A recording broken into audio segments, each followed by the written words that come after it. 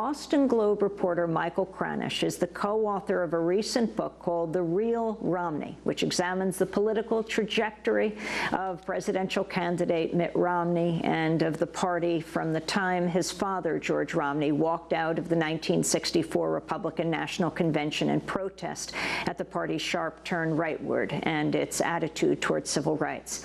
Unlike his father, Kranish writes, Mitt Romney is not, quote, the moderate voice seeking to rein in the extreme forces in the GOP. He's become, as he called himself earlier this year, a severely conservative man looking to win the complete trust of the dominant right of his party.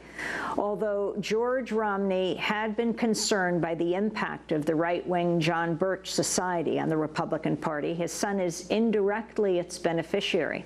The society was founded by Fred Koch, founder of Koch Industries. His billionaire sons, Charles and David Koch, are key donors to the Republican Party and to Mitt Romney.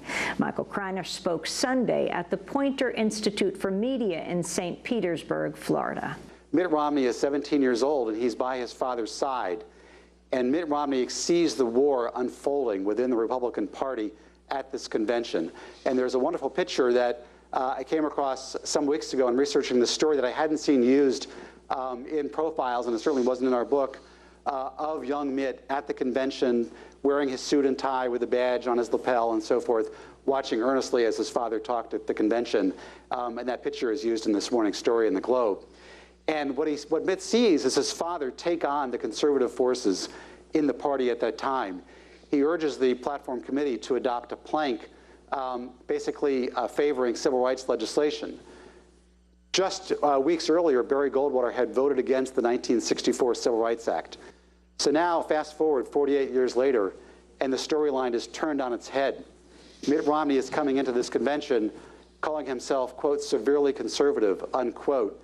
He is trying to ensure that the conservatives in the party, that he is one of them. So he's not a moderate coming in trying to get them to go back as his father had. It's quite the opposite.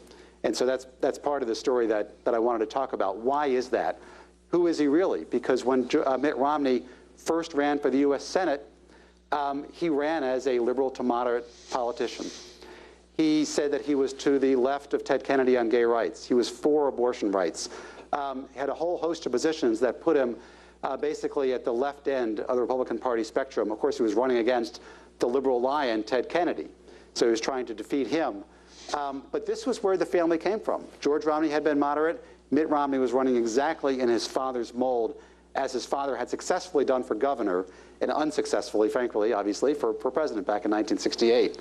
Running for the the governorship in 2002, Mitt Romney called himself a moderate who's progressive.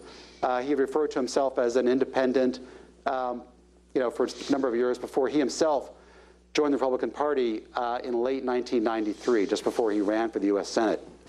I mentioned earlier about how Barry Goldwater and George Romney had fought with each other during that convention. After the convention was over, Barry Goldwater wrote a very angry letter to George Romney saying basically, why didn't you endorse me?